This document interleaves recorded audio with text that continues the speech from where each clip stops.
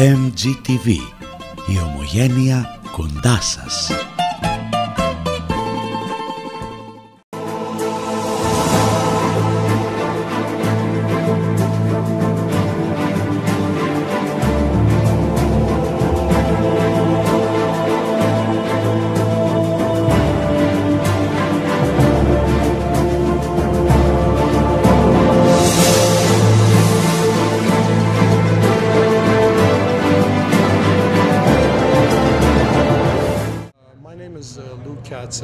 And this is part of our Development Design and Construction Committee event for the year. The topic we're going to discuss tonight is the state of the industry, and we have a prominent group of panelists. As in the past, our panel series are unscripted.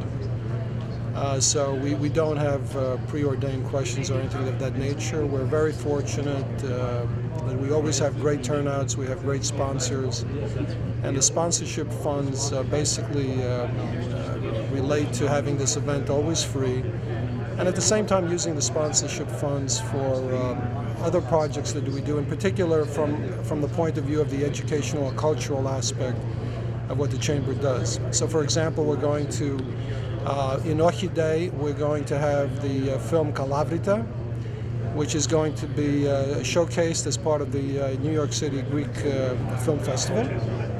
And part of the proceeds of this event will bring the director from Greece to also introduce the film. In addition, we're planning other events of this nature that we always do as part of the Development Design and Construction Committee. And we're also planning various cultural events that will be financed by this particular committee. So Ochi Day is one of them, Greek Independence Day is the other one, and those are done in conjunction under the auspices of the Hellenic Republic Council General here in New York. And typically we bring professors to highlight various aspects of the revolution in that particular case. What we're also doing this year is we're going to have the first Hellenic American Genealogy Conference, which will be a two-day event in April. So welcome to our event. Tonight we're going to have the Adrian Albert, who's the CEO and founder of the Marketing Directors. They're one of the largest marketing and sales organizations in the country with sales of about $30 billion.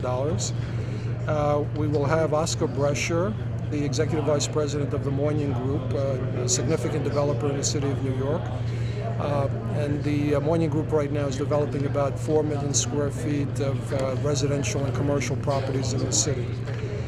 We will have Alan Goldstein, a partner in GHWA, who's one of the most prolific architects relating to residential construction, and a very well-known firm, as is Alan. And we're going to have Ken Swig, the principal of Swig Equities, who owns multiple companies, including Swig Equities, Terra Holdings, Helmsley Spear, and other companies. And he owns millions of square feet of properties around the country, and one of the largest developers in the city of New York. I'm Adrian Albert, CEO of the Marketing Directors, and I'm very honored to be here this evening. Lou asked if I would join him, and this is a very thrilling moment for me. I hope to be able to speak a little bit about today's market in Manhattan and some of the boroughs. Things are changing very quickly, and it's important to stay on top, so hopefully I can contribute to the effort. Thank you. Yes. Good evening. My name's Alan Goldstein. I'm a partner in Goldstein Hill & West Architects. I'm delighted to have been invited to sit on this panel with such eminent colleagues. Hopefully we'll be able to talk about some of our projects, some of the process of building in New York City, which it appears quite a number of people are interested in. I hope we can be informative and help them understand what's going on, and all of us have a good and informative time. And again, it's a pleasure to be here. Panel discussions. As you know, this is part of a series. We do a few of these during the year and over the last few years. This particular panel discussion will be called The State of Development, Design, and Construction in New York City in 2015. I'd like to thank you all for coming today because it's very important to us to always have a decent crowd, a professional crowd, and in particular to share some of the things that are happening in the industry with some outstanding people within that industry. I'd like to thank our sponsors in particular because you're the reason why this event is an no-charge event, which is what we always want to do. And also that the money that is raised for these events goes to some very good things that the Chamber does. In particular, it goes to educational things and cultural things, which I'll describe in a second. So we try to keep low costs. Okay, so the sponsorship funds, in fact, can be used for some of the events I'll describe. But this particular year, for example, on October 28th, for Orchid Day, which we're going to do in collaboration with the Hellenic Republic Council General, we will sponsor bringing over the director who will showcase a film in the Greek Film Festival in October that will relate to Kalavrita and the Nazi occupation of Greece and the brutal killing of some of the townspeople that were there. Among the other things that we will do is also do other presentations. One of them is going to be by Professor Moskos, who has created the third edition to the classic, the Greek Americans, the classic in Hellenic American Studies. We will also, as we always do every year, bring in various professors from universities to talk about various aspects, again, with about the Hellenic Revolution, and again in concert with the Council General of Greece. This year we will also have an event that will relate to the Jewish Museum in Athens, and in particular the collaboration and the working together of the Hellenic and the Jewish people from the ancient times. That'll be a very nice event later in the year. We're also going to help bring together the Hellenic American Genealogy Conference in April, something that has never been done before in the U.S. It'll be a two-day event. And more recently, thanks to our president, the Korean War Museum is going to relocate into New York, and they've asked us to help them with putting together, raising some funds for the Greek pavilion. In addition, in the past years, we have also supported the film festival, like we said, in bringing over various directors, and in a collaboration with the other aspects of the Chamber. There's a lot of events that, besides the culture, that we do in terms of the Design and Construction Committee and the Development Committee. And this year we're going to have a program with the Building Department. We're going to have a lawyers panel discussion in terms of construction law. We're going to have a technology panel, a bonding and insurance panel, a medium development project type panel, as well as one of these other major events that we typically have.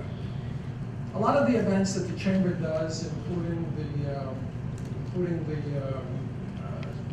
dinner dance that we're going to have in October, and including the various shipping conferences and things of that nature, happen because there's a lot of dedicated people.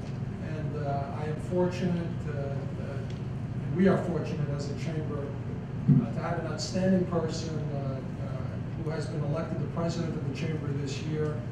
And I think this is the first event of this year, and I'd like to introduce the president of the Hellenic American Chamber of Commerce, Nancy Papayoannou. I have the pleasure to welcome you tonight, all of you, and thank you very much for your participation. I would like to thank our panel, and especially this year we have a woman in the panel. Thank you very much, Ms. Albert. Also, I would like to thank Luke Kachos for the programs that is very capable of putting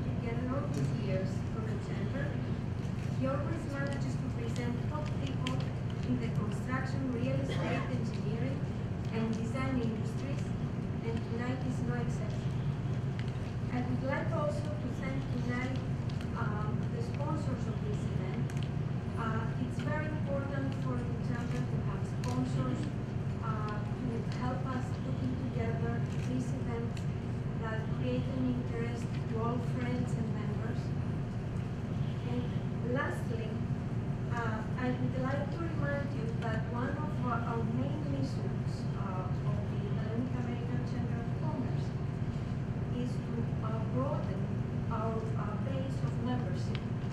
By saying this, I hope that tonight you will enjoy this event and you would love to become members of our organization. You will meet people, different professions, you will be able to share and exchange ideas, and most importantly, to establish meaningful friendships. Thank you very much all. Thank you, Nancy. For those who haven't come to some of our past panel discussions, I think what makes them a little bit different is they're unscripted, and there's no questions that are preset or anything of that nature. Basically, we're having a conversation with the panelists about what's happening in the industry. And in the past, we've had different cycles, different development cycles.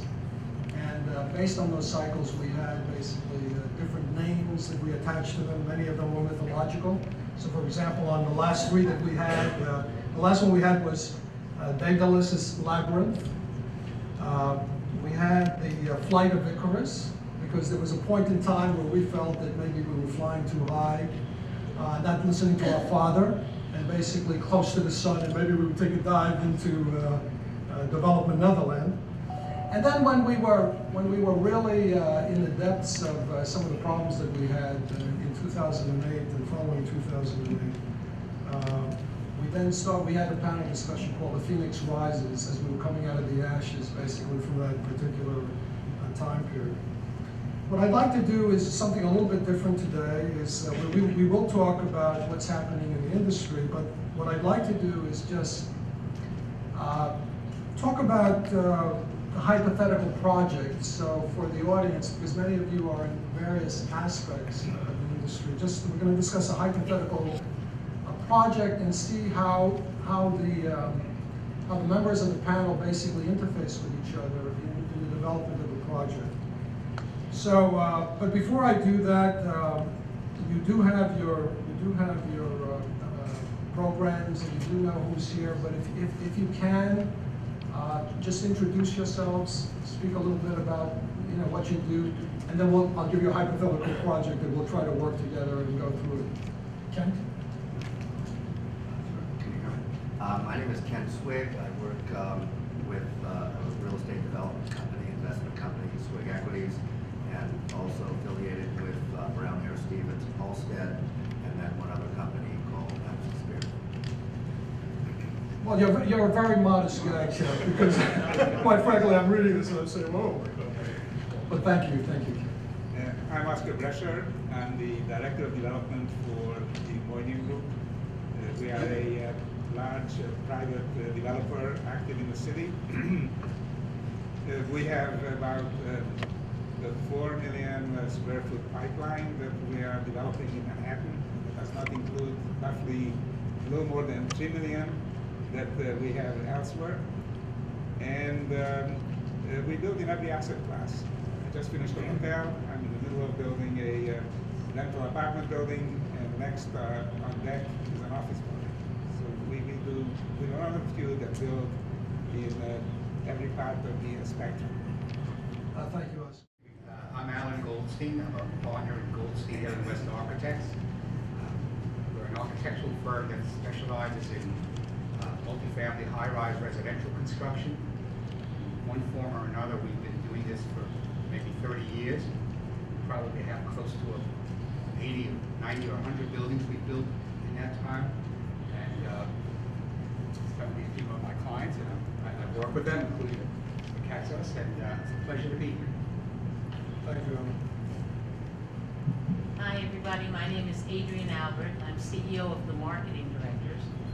For over 30 years, we've been an outsource for residential developers for all of their marketing, sales, and leasing needs. We are concentrated in the tri-state area, however, we also work nationally.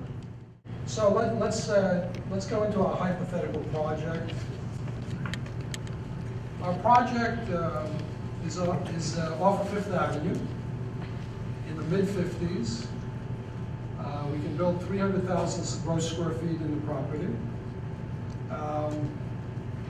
What's your thoughts, Ken, about this particular piece of land that you have now and you're ready to develop? Well, first thing is, I guess one would have to take a look at whether we're doing what kind of product that you put on the site itself. So, in that particular area, you could put up a hotel, commercial, or residential, because it can accommodate the zoning for all three. So let's discuss that. How much did you pay for the land?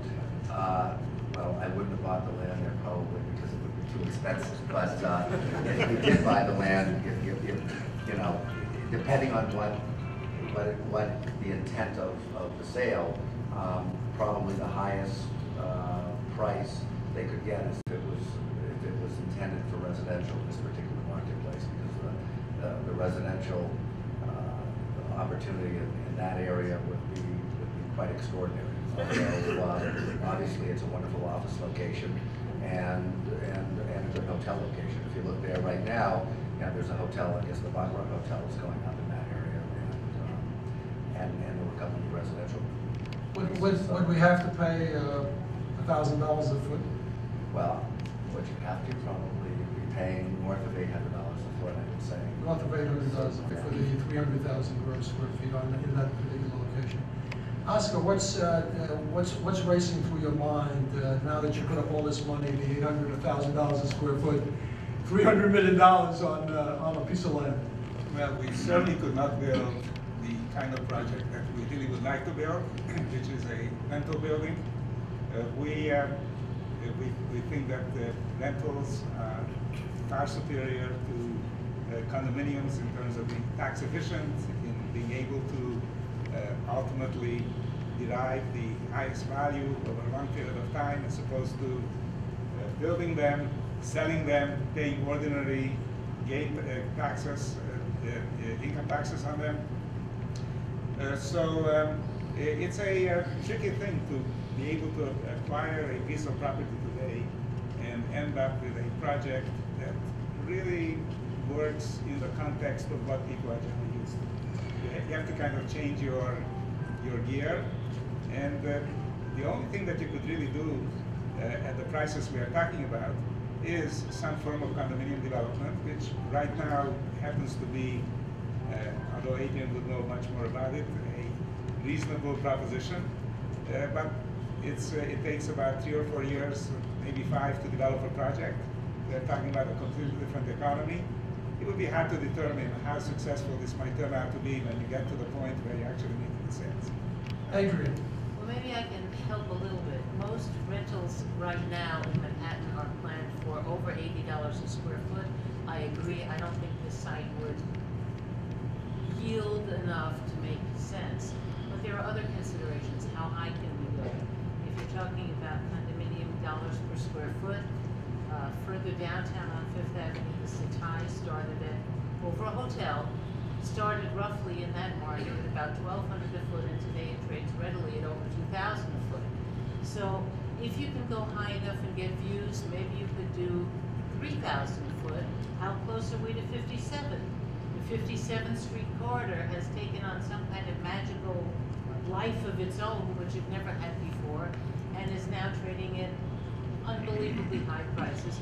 3,000 is the bottom for that area. So there's some information that might help you. Although there are about 5,000 condominium units on the market right now, that includes resales. It may sound like a lot. It's really not a lot. In the pipeline are another 2,000, maybe 2,200. So we are still grossly undersupplied with condominium product in New York.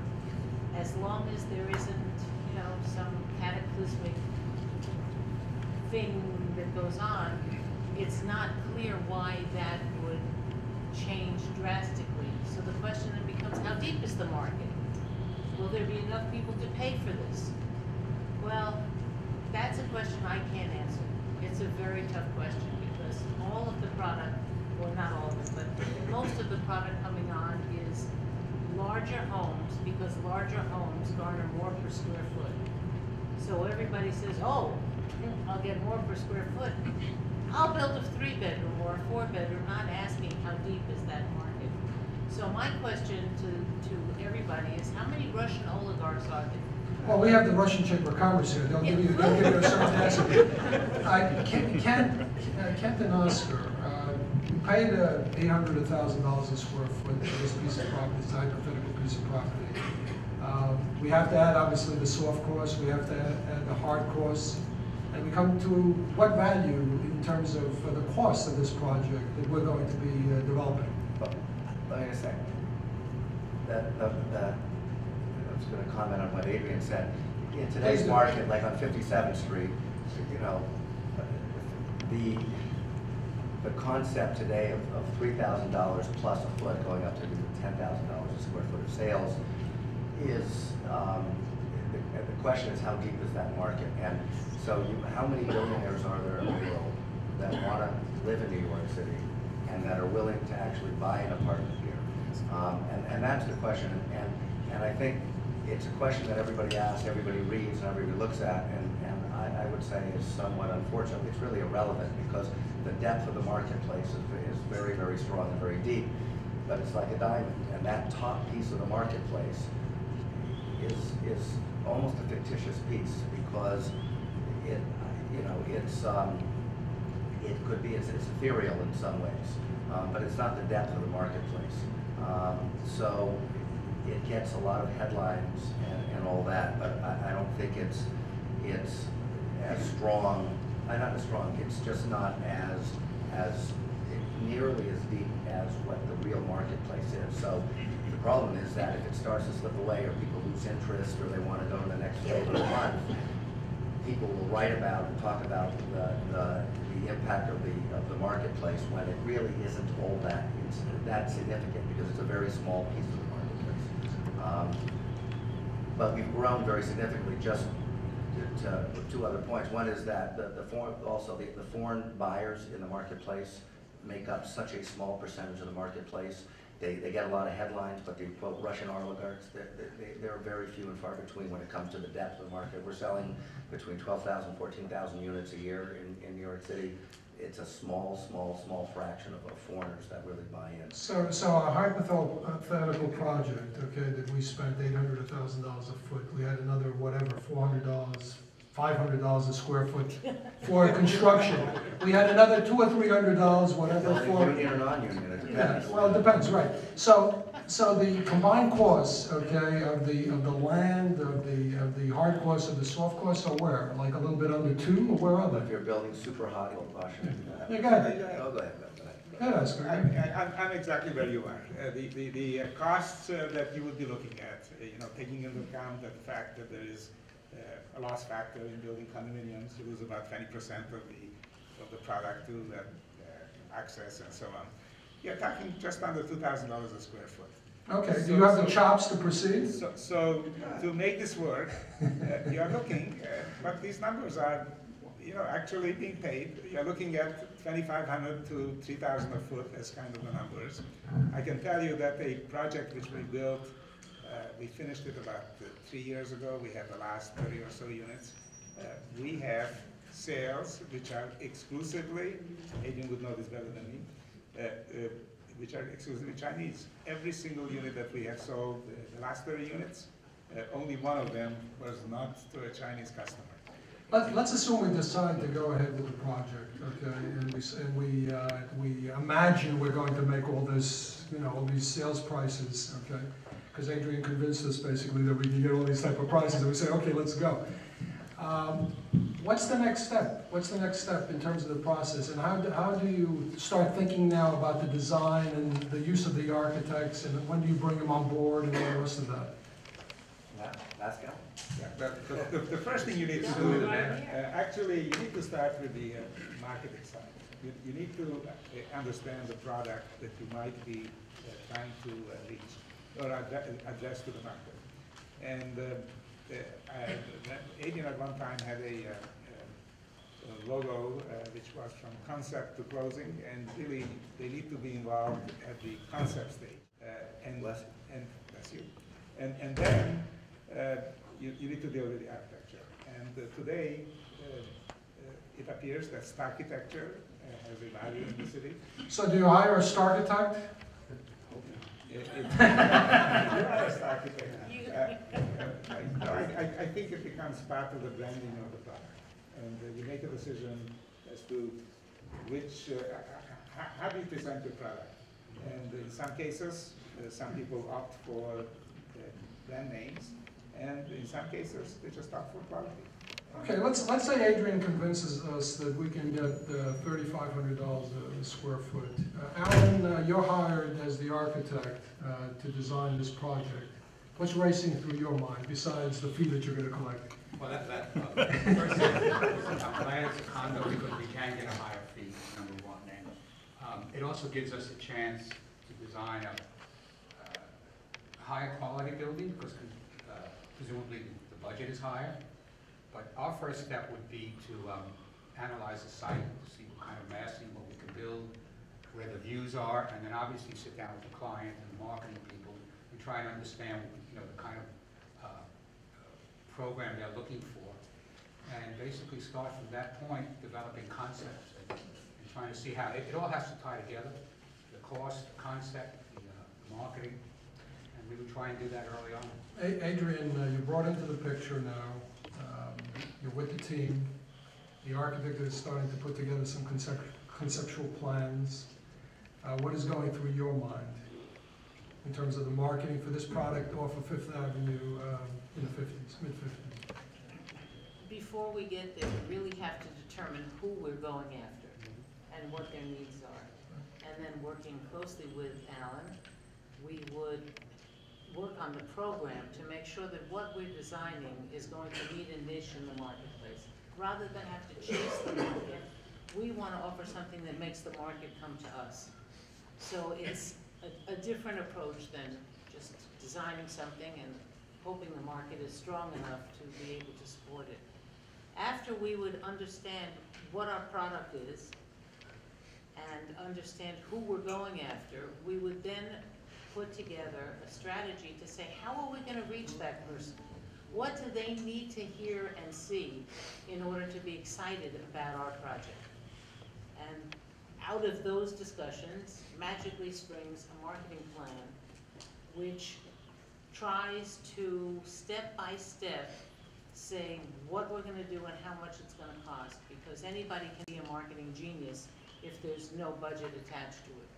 The key is to be a marketing genius and be accountable for the money that you spend so you can deliver a profitable project.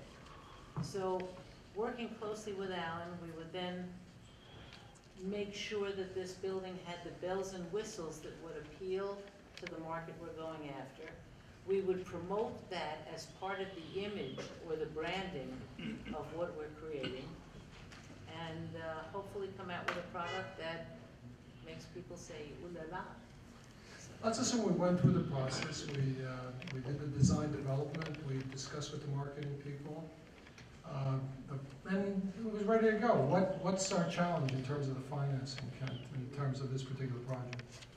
First, I'll make a comment, and I would say that but for interest carry on a project in New York City, it would be virtually impossible to ever have a project that wouldn't be, I think, financially successful, because there's very little or no supply in this market. I would say that frankly, supply is almost an irrelevant factor in the marketplace. It's all demand. And which means if you had a project without any interest carry, your return on your investment, your IRR, if you will, may diminish a little bit, but the multiple that you're seeking in the marketplace wouldn't necessarily go away. So the time factor may, because there may be moments in time that and provided that you market a property for a price that's within the market range. I think it's very, very difficult to ever lose or not even make a profit. So the critical component is, and that's time, and that has the interest factor, because once you add on the interest factor, then you have to sell at a certain pace in order to be able to cover the interest carry, and the interest carry ultimately could eat you up.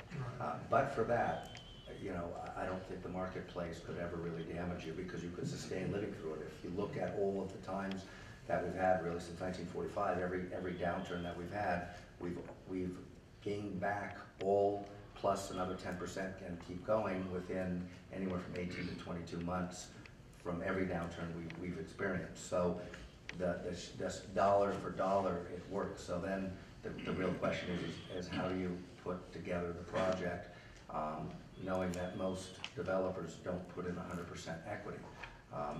And that's the trick, because then you have to work very closely with Adrian in order to be able to price out and schedule out your project to make sure that you're going to be able to sell on a timely basis. Without that, your interest then does eat you up, and then you can have problems. So the financing is a critical component of that. Oscar, where would we get the money? Mostly one place nowadays, but where do we go for the money? I'd like to go back to a couple of other things. First of all, this is your moment, because interest is really like very close to zero. This is an unusual time.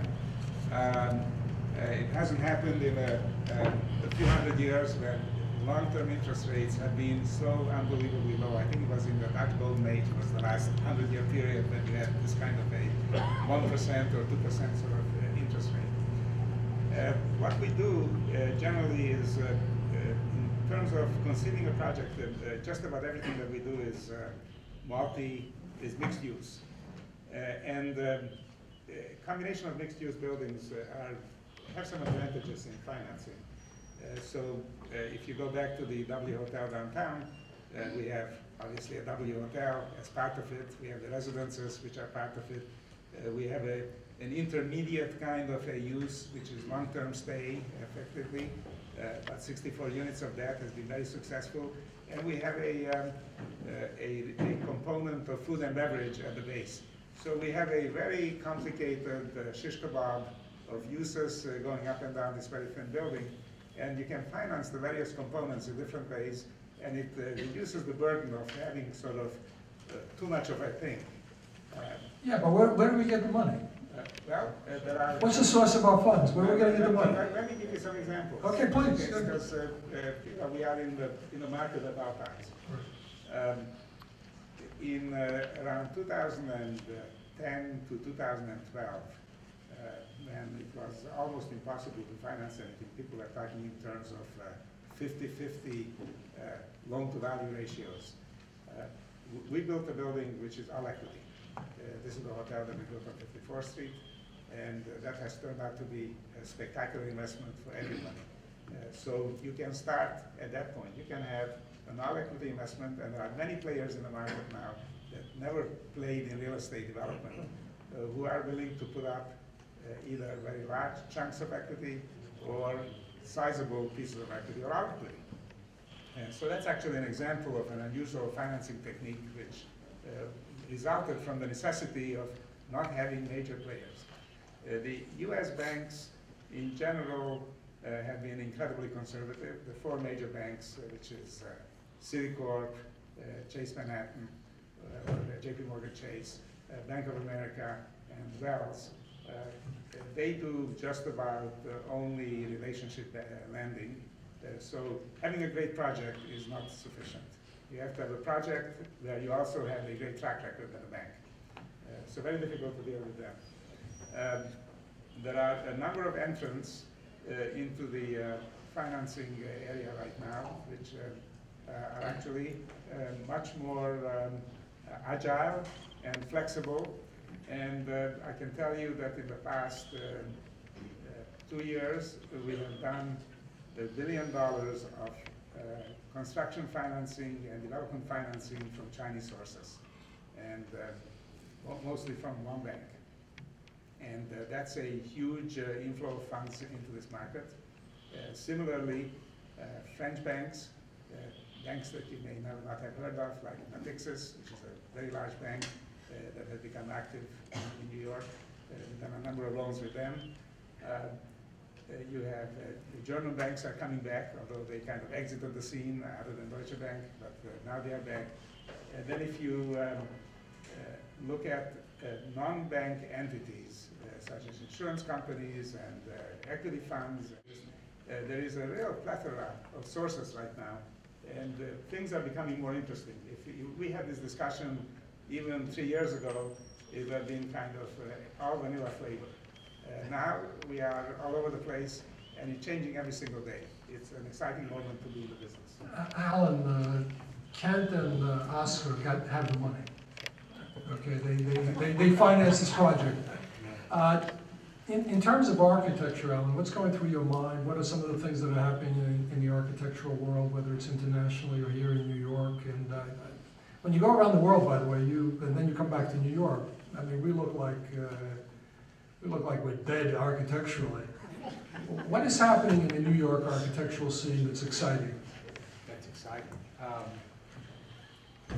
Well, the bells and whistles that Adrian was talking about a second ago, yeah? Yeah, I mean, there's been a lot of, I guess, attempts in the last number of years to use architects as a term is mentioned, to try and, I guess, put some value on it, Adrian, some kind of marketing value.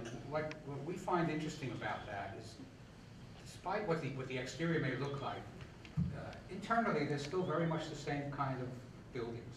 It's very rare that you see the interior layouts reflecting any kind of what's happening on the outside, and the outside is unusual.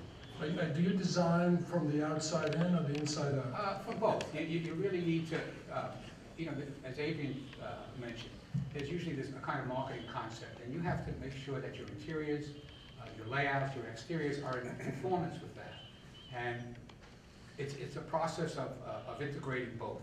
You obviously have to have good layouts, but we also want to, you know, do a design that's sensitive to the area, sensitive to the market, that we think will be attractive to the buyers and the people, and that will respond to the budget, which is also a critical element. We find lately, it's ironic you talk about all the kinds of buildings that are going on around the world. What seems to be happening the most, in the boroughs anyway, in the last couple of years, is a kind of return to warehouse-style architecture. You see a lot of red brick and black brick buildings with the industrial sash windows. That's been a big trend the last couple of years. How come you want the glass in curved corners on Myrtle Avenue? Because we wanted to do something that would be better, you know, reflect more the what's happening in the rest of the world.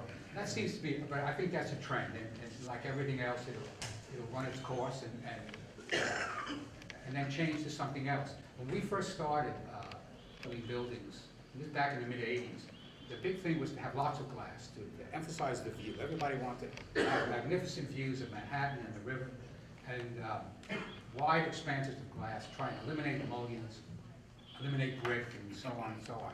And now, you know, it seems to have reversed itself, and where it's more a punch window type building and kind of industrial sash. And again, I think it's a phase. It'll start to What change. wants to be on Fifth Avenue, off of Fifth Avenue in the 50s? What wants to be there? I don't think an industrial warehouse building. We really like to see kind of what's around there. I think a more modern building. But what's modern today? What's modern today? Who are the people? Well, you know, I mean, modern seems to be going backwards in some that. It's a warehouse building is modern. I think we would look more for a little more richer materials. I still think when you're building in the middle of the city, it's nice to have tremendous views. You can take advantage of tremendous views, have lots of glass, lots of light. But you really kind of get a sense in walking the neighborhood what seems to fit in. So, you know, otherwise you end up with a building that looks like it's dropped from outer space. It doesn't belong. Adrian, you talked about the bells and whistles. Okay, can you go into a little bit more detail about some of the bells and whistles that may be in the marketplace today? Sure. Some of the decisions that would be facing you would be how much emphasis to put on the master bedroom and master bathroom. There are only certain areas that distinguish an apartment today. Ceiling heights are one. What I call public spaces, which are entertaining spaces, and private spaces, which are bedrooms and bathrooms and things like that. So it's always a tug of war between bathrooms, closets, and the things that make life bearable, as opposed to dollar per square foot and how big is our home. I think if you're in Fifth Avenue in the 50s, you're going to probably not be looking at a particularly family-oriented market.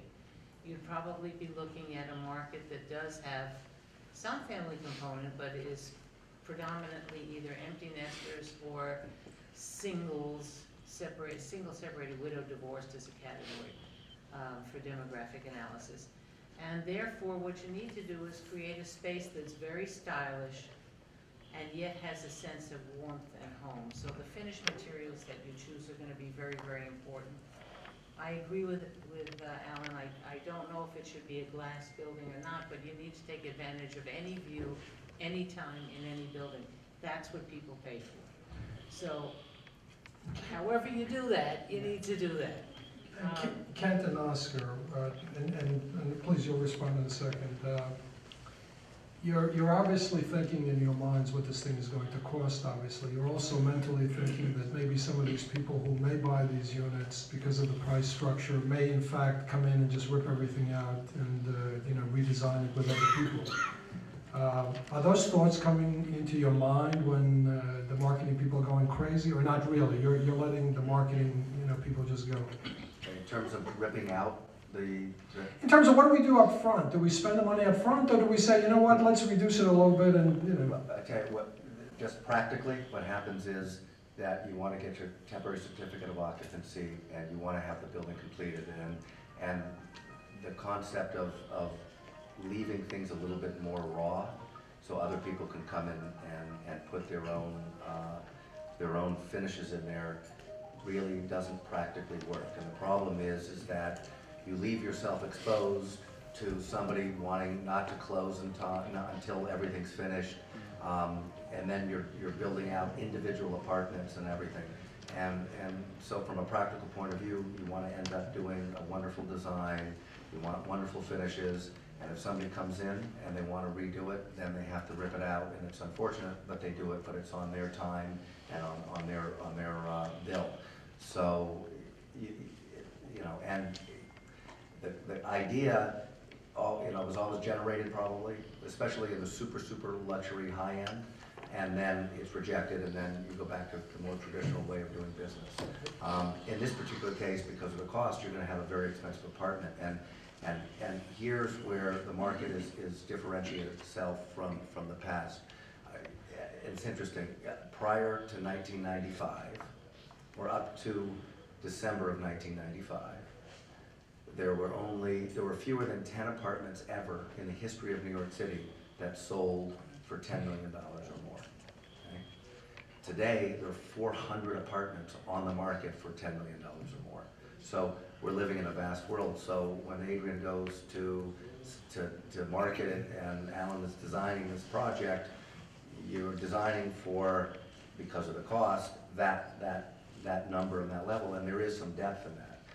Then you start getting into the ridiculous prices, 30, 40, 50, 60, 80, and that's just, I don't quite understand it, but it's there. But for the practical stuff, there is a marketplace for what we are talking about, and it's relatively sustainable in that price. So, Oscar, I interrupted you, please. You didn't. I just had an idea, but Kent. No, give me the idea. Go ahead. But Kent is absolutely right that you cannot have a building which is just not totally finished. So we plan to finish every single building, even if the purchaser then goes ahead after they close and totally rip it apart, which is a possibility before they close. They have to do it after they close. But the point that I was trying to make is the biggest change that has happened in the last 6 or 7 years is 12,000 PSI concrete. And I think that you can see the evidence of that by some buildings that are giving the finger to New York, such as we have over on Park Avenue, 57th Street. There's another very tall building coming up, 1,400-foot tall building. Actually, one of the people sitting in the audience is they're building that building. Right, and what makes it feasible, in fact, 12,000 PSI is the result of 9/11. And we had to build buildings that would withstand the stresses of a collision with an airplane. 12,000 PSI became a candidate. people have learned how to use it. Now there's concrete in the 12,000 to 18,000 PSI range. Compared to this, what the typical, all we allow Allen to do is 6,000 PSI for a rental building. When you do a high-rise condominium, then the sky's the limit, and we try to go high, but that's a huge change. Pounds per square inch is the strength of the concrete, the crushing strength. That is a big difference, though. And we didn't really talk about office space. The office space that is being designed today is on a totally different level than the office space that was even designed at the beginning of the century, like around the late 1990s, early 00s. These offices, which are being built in Hudson Yards and in the financial district, are a completely different animal in terms of technology, sustainability, and all of the other aspects that you can think of. So there is progress, except not where you are looking. It's not in the residential field. There's not that much progress, but in the office buildings that we are building today. And I'm in the process of doing a 1,800,000 square foot office building with a 300,000 square foot residential top. These are technically very advanced, and people who look at what a Times Square office building looks like versus one of these newfangled buildings, they really have to think about it very hard in terms of the efficiency and sustainability of the building. That's a big change that I think merits. You had mentioned the efficiency of the buildings and the 20%, I think you used, Oscar, loss factor. What kind of loss factors are you coming across, Alan, in terms of what you're designing? What kind of squeeze are the developers putting on you for these efficiencies? Well, we try and be in a range, at least on the residential floor, in the 85 to 90% range. Overall, in the building, it will be somewhat lower because you have lobbies and amenity spaces. Part of the way to increase the efficiency, especially in a condominium, is how you measure the apartment. So what's the latest technique about measurement? The theory is you can measure it any way you want as long as you declare it that way. But we try and be somewhat aggressive, but within limits. You know, I can give you the formula, but I'd have to shoot you. But I just wanted to comment on the question you had earlier about, not building out the apartment. We had a building, I couldn't agree more with you. We had a building that had huge lofts, and at one point we had designed the whole thing to be fitted out, and the owner decided he was going to leave it bare and let someone come in and design. And what they found was that people didn't have the imagination when they came into a raw space to want to start the whole thing. It seemed if you gave them the basis of something, it was easier for them to modify it. And he ended up having to rebuild everything just to be able to sell it. Nobody wanted to touch it in the raw space. Yeah, just to add to that, it may be a nice idea to think that people want raw space, but you're right, they don't have the experience or the imagination, and many of them don't want to deal with the building process either, which in Manhattan especially is torture. Torture. I was going to say painful, but torture is absolutely right. In addition to that, as someone who has to sell this home to the end user, there has to be a way to prove value. And raw space is very difficult to do that. You're relying then on other factors which aren't as emotionally exciting or engaging for the customer. So it becomes very difficult to prove high values with raw space.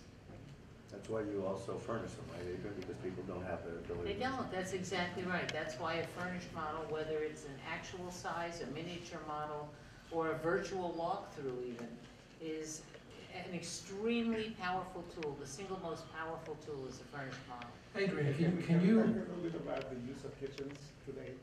The Go ahead, use please. of The kitchen. use of kitchens today. Yeah, go ahead. We built a project downtown, the W Hotel, and we put in some really fancy kitchens, MDF, which is medium density fiber, which is very expensive, and lacquer doors and all that. And we put in some really top-notch kitchens, which are perfect for storing shoes, Sweaters. for sweaters, Very good for other clothing items. I don't think that 5% of the kitchens today are used for cooking. I think that they are just simply a showpiece. The kitchen looks stunning until you open the doors, and you find that it's used for other uses entirely. People don't use their kitchens anymore in Manhattan because they don't have to. But you still have to design nice kitchens to sell. Yeah, and discuss that for a second, Adrian. In other words, even though they don't use their kitchens, what has to be in a kitchen today for that high-end condominium? Everything. As much as you can fit in, whether it's special cooktops or whether it's separate ovens. Of course, you need to have a fancy refrigerator. You may want to have separate drawers or freezer drawers. And whether or not they use it is really, I don't care if they use it. I don't care if they never boil water in that kitchen. I don't. But maybe you give them instant hot so they don't have to. But really, that's not the issue. The issue is to impress them and to make them feel important. And if they buy here, they're going to have a better life in some way and be among individuals like themselves. So you need to have a beautiful kitchen. I don't care if they never use it. I had a discussion with a developer about amenities. And he said, you know, I see all these buildings and no one is ever using the amenities. I said, but they bought there. It's service. That's what counts, is so they have a place where they can bring their friends and feel proud. I don't care if they never use it. A lot of it is competitive also. If the building that you're competing with has all that stuff, and you don't, you're at a tremendous disadvantage, even if they never use it. Correct. So, Correct. Let's start, Dick, you came late, so you have no ability to speak. Ken, yes, I'm going to torture you. Kent and Oscar and everybody on the panel, let's talk a little bit about what's happening besides the residential end. Kent, you certainly are involved in a lot of hotels. And Oscar, you mentioned the W Hotel, certainly, and the other hotel you built on 54th Street. Let's discuss the market a little bit more broadly, if we can. Would you like to start with that, Kent, in terms of what's happening in New York? What, for hotels or commercial? Hotels and just in general, what's happening? The commercial market is obviously very strong right now. And I would say one of the things that I think dramatically changed New York City and probably the United States in general is that a discipline was added after the 89 to 91 downturn. And that is, prior to that, in the mid-80s, early 80s, banks would lend sometimes 110% of costs. So you could build a building, have a non-recourse loan, and walk away with money. And if it didn't lease, ultimately, and it was ever taken back, there was no recourse, you actually made a profit. That certainly doesn't exist today. And I think the banking discipline has never changed. You have banks that will lend 50, 60, 70%, maybe 75% on a new building, but they haven't gone there further than that. That doesn't mean that the developer's putting in the differential, because there are other layers of financing that can be put in place, but the fundamental first mortgage bank, I think that discipline on the commercial side has certainly maintained itself, as well as some pre-leasing, which is mandated by the banking industry. So that has given a stability in New York City where the developers haven't gone out and overbuilt the city. And I think that's very similar in most other major urban cities in the United States. So with that, we've created a very, very, I think, good city. One of the other things, a good marketplace. The other thing that has changed is in 86, 87, 88, the average per square foot office building per person, was about 350 square feet per person, plus or minus, of what was being built. Today, we're 200 feet, sometimes less. I think WPP advertising is like 150 square feet per person. So we're able to fit many more people in smaller amounts. And I think those two factors are pretty large impacting factors. But the commercial market today, is strong. I think we're building for a marketplace that isn't purely speculative. So it has maintained itself well. If you look at downtown specifically, I think that has been a very, very dramatic impact of what's gone on in the office space. Over more than 80 buildings representing about 17.5 million square feet have been converted from commercial to residential. And then another 13 million square feet, tragically, has been lost as a result of 9/11. So we have a city that had about 120 million square feet, a little bit less, and 30 million square feet was taken out of the marketplace. I don't think there's another city in the United States or anywhere that could survive that kind of impact of loss of office space. And that's why the World Trade Center today, I think, is very, very important that we're putting back. We're only putting back 10 million square feet, even though we've lost 30 million feet. Granted, the 17.5 million feet that's been taken away in Lower Manhattan has resulted in a population on residential side that's grown from 10,000 people to 62,000 people, so there's been a big benefit there. But you can't grow a city if you're shrinking it. So it's, I think, very important that we put back the office space into Lower Manhattan, and the World Trade Center is doing that. It'll grow. It'll only be 10 million feet when completed, but it's not nearly complete yet. So, in a weird way, I think that the city does need newer office space. Oscar's group is building one of those on the west side. And in order to accommodate the growth and opportunities of the city, we do need that, and we have a very strong commercial base. The other thing happening is that, as a factor, I think we've seen the re-urbanization of American cities. The concept of, become successful, move out to the suburbs, to live and even work if you can, and get out of center cities doesn't exist anymore. It's just the opposite. So if you look in San Francisco, for instance, you see a lot of the Silicon Valley people moving, they're living in San Francisco now and reverse commuting out.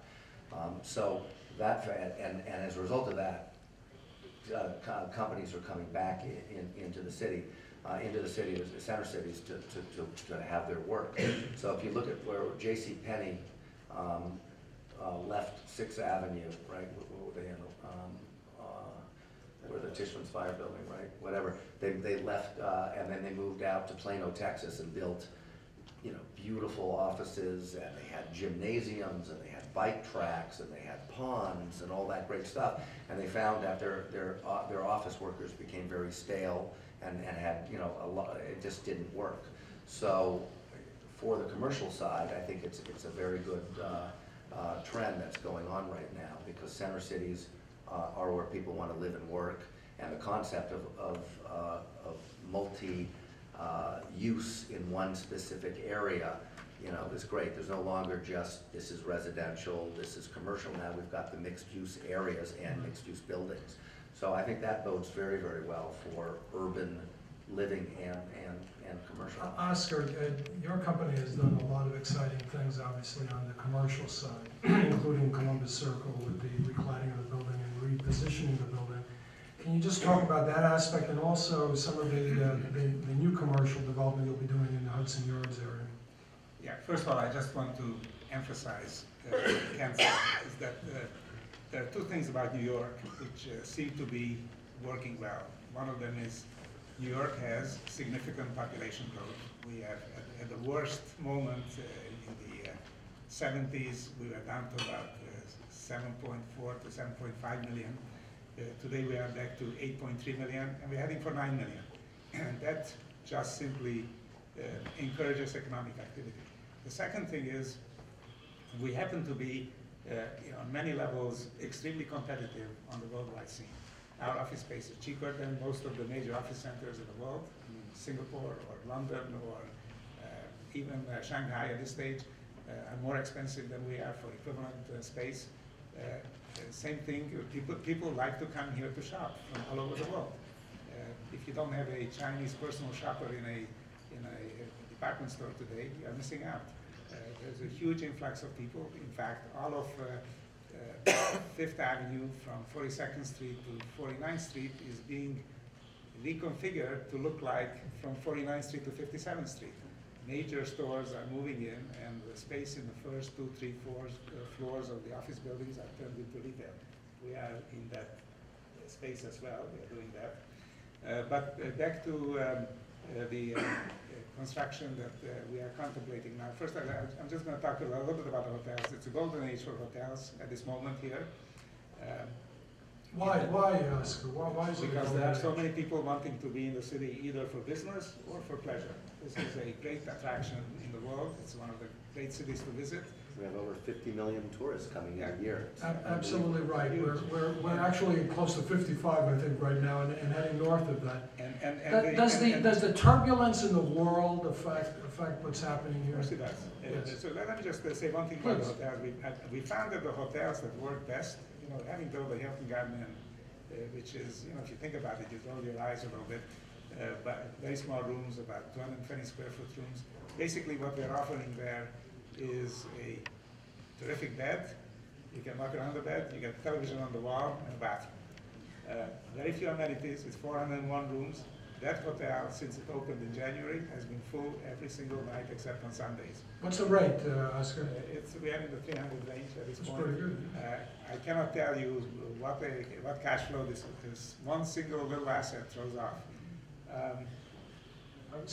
Speaking of hotels, we have the 55 million tourists that come in a year, heading north and all the rest of that.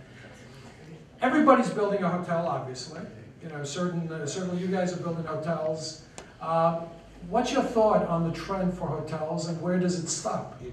We've been to that position before, by the way. It may be a perfect moment to sell a hotel. If anybody wants to buy any hotel in the audience, my card is available here. We can talk about it. As far as the office market in the city, right now, we've been looking at this obviously with a great deal of detail and interest, and it appears to be in kind of a balanced mode. The amount of supply and the amount of demand is roughly the same. There's a huge amount of supply, but there's also significant demand here. If that were to change by either out of New York entities or New York City entities that expand rapidly, need more space, in 2 minutes the whole equation could change and drive the cost of occupancy way up. There would be just a different market in the city. Whether it's going to happen or not, it's hard to tell. The quality of the new buildings, as I said before, is superb, and many people who are in fashion, in technology, in media, especially in the West Side, are interested in being in state-of-the-art space, both from the point of view of retention and recruitment. And we can deliver that. All these buildings will deliver that. These have terrific daylight, they have high ceilings, they can be air-conditioned from the floor or from the ceiling. The floor is much more efficient, way more expensive to install. More density of power if you need it, much more density of fiber, fantastic access by vertical transportation, lots and lots of components which work very well. We are building such a building. It may have a residential component, it may be all office space, or it may have a hotel component. These options are open all the way to the point where we signed an anchor tenant. And we're talking to a lot of people. So right now, this is a good time to do this, and all the players that are in the business with us are feeling relatively confident that the projects which are being built between Silverstein and Related and Fishman Spire and Brookfield, all of us are in a mode where we think that all of the buildings, every one of the buildings will be successful. Adrian, if you can, speak to us about the metrics in the marketplace right now, the latest trends, average sales, absorption rates, and things of that nature. Okay, well, 1 second. Okay. Let's see. Just some quick numbers for you. As I said, the upcoming pipeline has about 2,000 new condominium homes over the next 2 years, drastically little for a city of this size. Prices went up across the board 6% this year. I don't know too many other investments that have, on a consistent basis, performed that way. The Upper East Side right now has very little inventory, with only about 417 over the past year, 417 condo sales at about $1,600, $1,700 a square foot average. Upper West, and this is older homes, this is not only new construction. Upper West Side is about $100 more than that. Midtown is about $1,500 a foot for sales that have closed in the past year, and downtown Soho, Tribeca Financial District is about $2,000 a foot. So you can see that that area is very popular. Also, the housing stock there is somewhat newer and is geared toward larger homes as opposed to the Upper East Side, which has older housing stock and a number of smaller homes. Tribeca still is the most expensive area as areas go right now. $3,000 a square foot is not a scary number for new homes coming on the marketplace, and I think you'll see that that's pretty much the starting point next year. This year, the starting point was about $2,500 a foot. So what's the issue? The problem is when you go to finance and the bank says, show me your comps, and we say, we're gonna get $2,500 a square foot here. And they say, oh, but all of the sales in the past year that closed only closed at $1,600 a square foot. How are you gonna get $2,500? So there is a challenge in proving these values to those people who lend money. Because the sales that are out there are happening. They're happening a little bit more slowly now than they did a year ago, but they're not necessarily closing today. They may be closing in 6 months or a year, so you don't have proof, as far as a bank is concerned, that the number that you say you can get is in fact justifiable. So that's a challenge today. There's one other challenge I just want to point out, and then I'll go over some more numbers for you. Oscar, you mentioned mixed-use properties. The only thing I would caution you about with mixed-use properties is that Fannie Mae will not lend, or will not find acceptable, will not approve loans for homes where there are shared amenities, homes that are over a hotel. Rental building is better than a hotel, but it's not great, so they have certain percentages that they will allow loans for. So you either have to find portfolio lenders, or your buyers are going to have to find money on their own, which once again, unless you're in the $10 million and higher range where they definitely have personal banking relationships, it's going to be a little bit difficult to get people other than all cash buyers. So that's another thing you may want to keep in mind when you're designing your multi-use building, is how those pieces fit together, because we are always concerned with the end user. And you should be careful if you intend to sell anything. Interestingly enough, the financial district in Battery Park City are still considered a luxury area, but at a more affordable price. There's a building that we're working on, which is 50 West Street, where we're now, $2,250 to $2,500 a foot. It's a beautiful building. It could be priced higher than that, but the developer wants to make sure that they sell quickly and that he's safe. This is 50 West Street is not traditionally a high-end neighborhood, yet those are the kinds of values for new buildings that can be achieved downtown. Thank you. Alan, there have been a lot of changes recently, particularly with regards to the building code. And a lot of things are happening like right now. Can you just briefly go into some of those things that are happening and how they're affecting the marketplace and your firm? Just use that mic if you can. Well, I guess there are two big things that are happening at this moment. One is that the New York City building code is about to change, become the 2014 code. It's originally scheduled to take effect October 1st. A lot of construction was geared towards filing drawings with the Department of Buildings prior to that date, because then you would still use the old code. As with any kind of change, people get a little nervous because there's a certain amount of uncertainty, and people don't like to deal with the unknown. Residentially speaking, the new code is not that much different from the 2008 code. I think it's a bigger impact on office buildings. There are quite a few things that are significantly changing. So that's one trend. That's coupled with a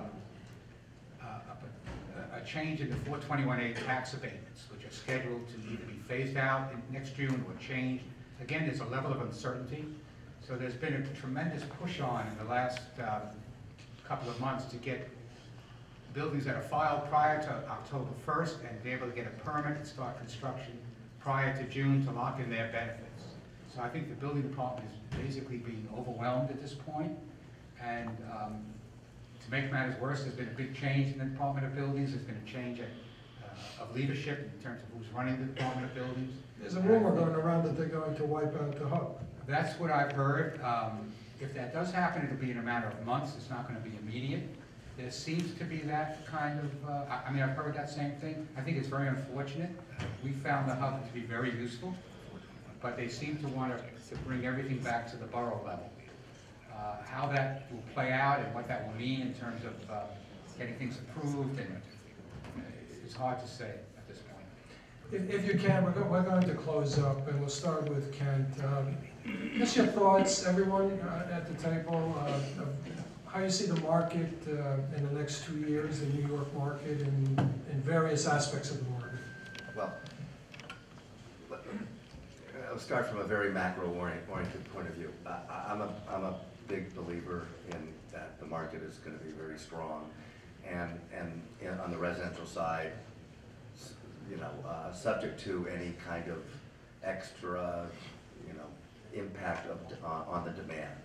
But if you look at this market, and I alluded to this earlier, is that everything in the world has a supply and demand relationship, and I would say there's an exception to that, and that's New York City's residential market.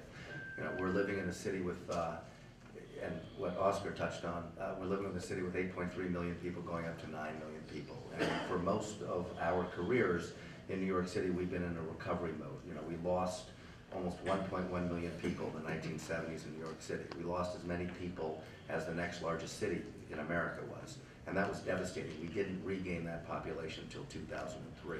So that's why you had areas that weren't good, and you had major problems. We lost an enormous amount of people. And that we've already repopulated and growing back. So we've got a city of 8.3 million people, and we have 3.1 million housing units for all those people. It's a unique city, other than San Francisco. Most cities in the United States are 2/3 ownership and 1/3 rental. We're the opposite. We're 2/3 rental, right? So we've got 2 million rental units, and then we've got 1.1 million things to buy. And if you look at, of the 1.1 million things to buy, we've got about 675,000 1- to 3 family homes where you drive your car, park in the driveway or on the street. Not the typical apartments that we think, which is mostly in, you know, Staten Island, Queens, the Bronx, and Brooklyn. And then you've got about 374,000 co-ops, which have unique ownership issues, right? And then you have about 135,000 condos, 90,000 of which are in Manhattan. And that's the whole market, right? So, I mean, 135,000 condos, that's it. And then it comes, so what can we add? You know, New York City was adding about 55,000 units between, let's say, 1949 to 1974. You know, and that's TCOs, temporary certificates of occupancy. So you look at what all these permits are out there, you know, who cares what the permits are? It's what's delivered into the marketplace. And we don't deliver anything. We peaked with the irrational exuberance of 2006, 2007, we added about 26,000 units in the marketplace. And we haven't come close to that since. And how long does it take, as Oscar said, to build a building? At least several years. So for the next several years, you know, everybody in the world could go want to build a building, you just can't produce it into the marketplace soon enough. So from my point of view, I would submit that supply is an irrelevant factor in the marketplace. You could never add enough supply in this marketplace to impact price. It's all about demand. And as long as demand feels safe and comfortable that New York City is a viable place to be, and it's somewhat affordable, I think we're looking at a very, very good, strong market. And on the residential side, and you know, I don't see anything dramatically changing that. The issue we've got is that every piece of land right now is priced for condos. And the idea that we do need more rental housing is very, very difficult because you can't make the numbers work when everybody's pricing for the ultimate super high luxury condos. And that's a problem. And you know, I think people respond better to incentive than punishment. I think that our administration, our mayor administration, needs to be able to figure out incentive to provide relatively affordable housing in this city on a rental basis. Otherwise, we're pricing ourselves into a difficult situation. Thank you, Kent. Oscar? Now, I gauge the prospect of economic activity in real estate by the size of the audience that shows up here. And I'm gratified by the fact that not every seat is occupied, because that means that we have not peaked yet. If every seat was occupied and people were standing all the way to the rafters, I would be selling. But I think we are in a nice equilibrium. We have a few empty seats. The fact is that we have some reasonable, you know, some people might think that outside of this room that maybe financial instruments are the things to do, to invest in. So I think that it's steady as she goes, looking out at you. Thank you. Alan? I judge the viability by how much work we have on our boards and how much future work we have. And both situations seem very healthy now.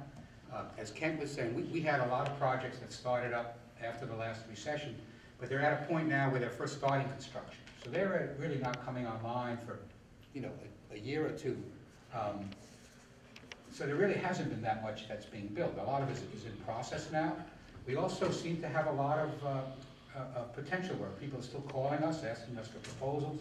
The biggest push seems to be in the outer boroughs, in Long Island City, in Brooklyn. There's a tremendous rental demand, and we're doing mostly rental buildings there. What condos we're doing in Manhattan. But it's not as, most of our work used to be in Manhattan. Now a lot of it, in fact most of it, is probably outside of Manhattan, with the exception of a few major projects on the west side. So right now we're still confident, but we'll see what happens. Thank you. Adrian? We do both for sale and for rent, and the market appears to be strong without any sign of deterioration in both rental and for sale. The rental market in Manhattan seemed to have stabilized in the last year, but it's not clear that it won't start to rise again. The boroughs are very active, whether it's Long Island City or Brooklyn, and there is Brooklyn beyond Williamsburg, believe it or not. We're even in Staten Island, and the market in Staten Island is healthy. Long Island has taken a little bit slower to come back. Westchester we don't see quite as exuberant as some of the other areas. One of the nice things that has happened is that the pressure that Manhattan has put upon the outer boroughs has also extended to Jersey City, which has now become a residential destination in and of itself. It's no longer Hoboken's poor cousin.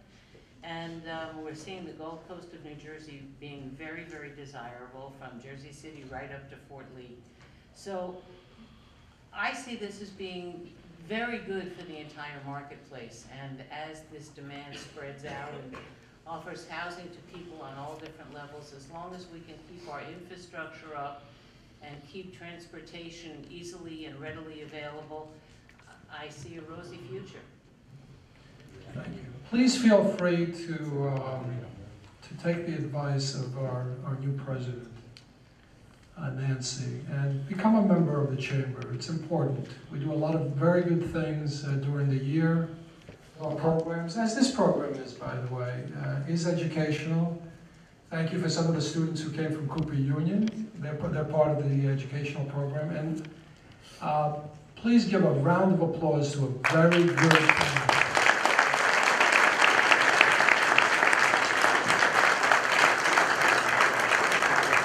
Stay with us. Let's chat. We have no questions. That's our policy in this particular scenario. Thank you.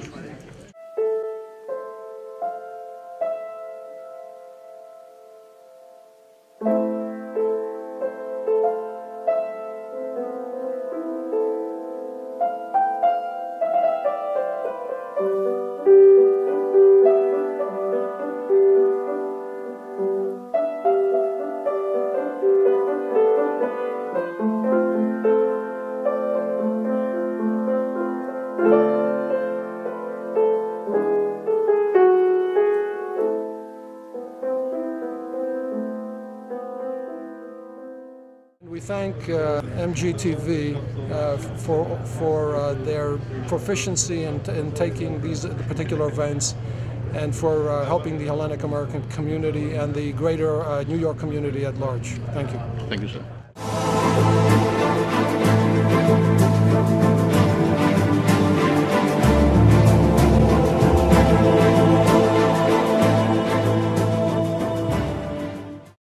MGTV USA. Οι δραστηριότητες της ελληνοαμερικανικής κοινότητας με βίντεο και πλήρες ρεπορτάζ.